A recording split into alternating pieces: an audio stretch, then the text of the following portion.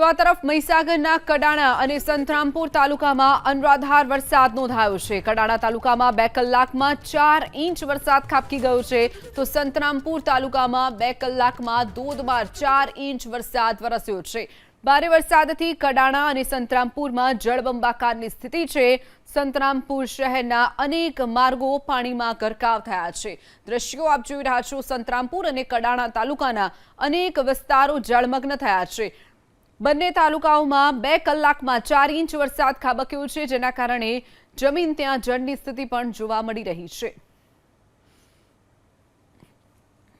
વધુ વિગતો સાથે સંવાદદાતા હિરેન પંડ્યા આપણી સાથે ફોન લાઈન પર છે। હિરેન, જે રીતે મહીસાગરમાં સતત વરસાદ વરસી રહ્યો છે, બપોર બાદ મેઘરાજાનું જોર થોડુંક વધારે જોવા મળી રહ્યું છે। કડાણા, સંતરામપુર તમામ તાલુકાઓમાં વરસાદી માહોલ, ક્યાં કેટલું પાણી ભરાયું છે? હિરેન, જી ચોક્કસપણે જે રીતે વાત કરવામાં આવે તો મહીસાગર જિલ્લામાં મેઘાવી માહોલ જોવા મળી રહ્યો છે।